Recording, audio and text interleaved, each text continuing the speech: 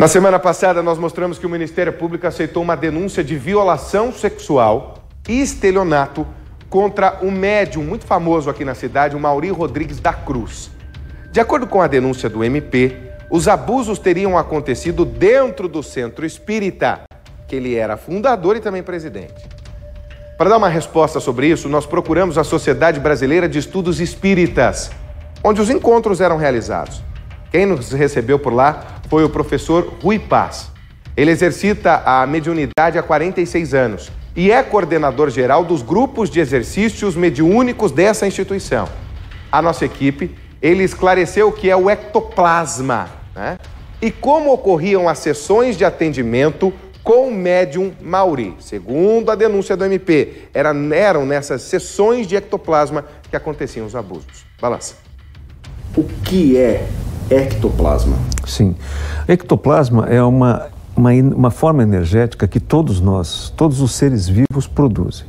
Ele vem do metabolismo celular. Na medida em que você se alimenta, o alimento, você faz o catabolismo do alimento, ele vai para o sistema digestivo e nesse processo de digestão, as células vão fazer a separação dos elementos todos que nós precisamos e eliminar os resíduos. Nesse processamento, um dos subprodutos desse processamento é o ectoplasma, né? Então, o ectoplasma todos nós produzimos, todos os seres vivos produzem, até as plantas. O ectoplasma que nós utilizamos aqui, o ectoplasma que vem pelo processo mediúnico, da mediunidade, e que permite que os espíritos estejam aqui entre nós. O espírito não permanece aqui se não tiver disponível o ectoplasma. Como é que ele consegue? Através dos médiums.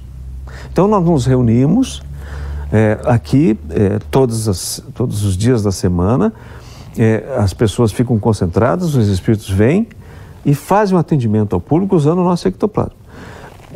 Depois do atendimento ao público, nós fazemos o chamado trabalho de ectoplasmia, que é uma reunião que nós fazemos logo em seguida, só com os médiums, em torno de 20 a 30 pessoas que permanecem aqui.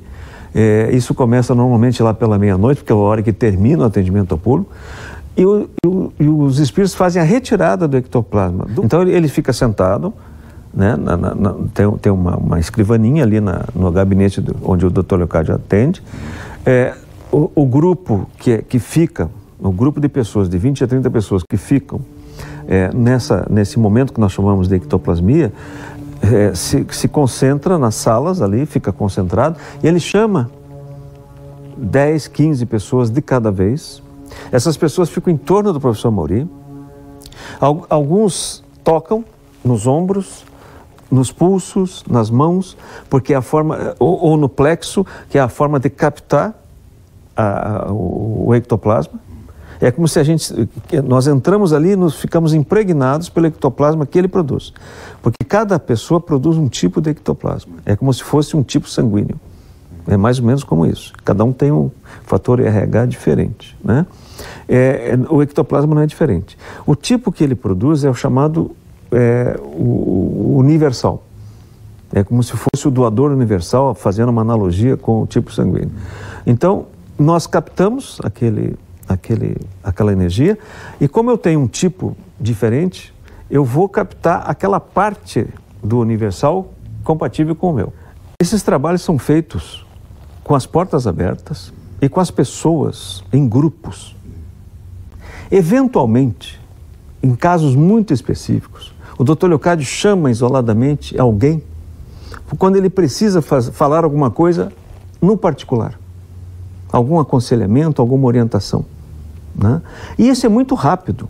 A pessoa fica ali 2, 3 minutos e sai. Não existe essa situação em que a pessoa se fecha com ele e fica lá o tempo suficiente para acontecer coisas dessa natureza. Qual é a explicação para isso nesse momento? O que significa violação sexual? Veja, essas dizem que foram molestadas. Nenhum disse que foi molestado. Não, nenhum disse que foi molestado. Ninguém foi molestado. O que essas pessoas dizem? Que receberam propostas de cunho sexual.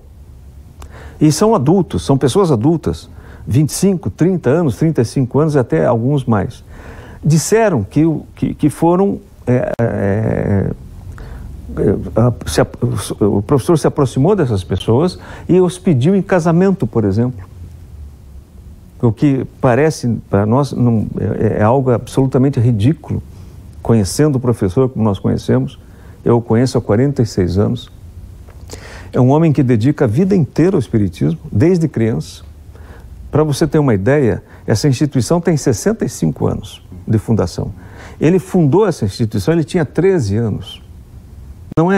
Qual é a criança de 13 anos que funda uma instituição e que alcança a dimensão que ela tem hoje, né, com núcleos espalhados por vários estados do país e que atende 35 mil pessoas por mês? Durante todos esses anos, se houvesse alguma acusação dessa natureza ou alguma suspeita de que ele pudesse ter algum comportamento dessa natureza, essa instituição ainda permaneceria? Por que vocês mantêm o Mauri na presidência da sociedade?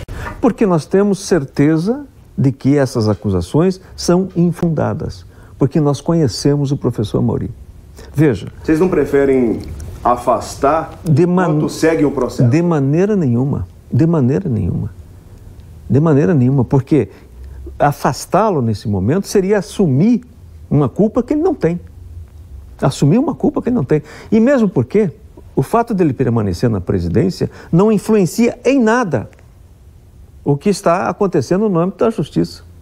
Não tem nenhuma influência do que acontece no âmbito da justiça. Nós temos absoluta certeza de que essas acusações têm outras motivações que serão esclarecidas no âmbito adequado, que é da justiça, todos os elementos necessários para a desmontagem dessas acusações.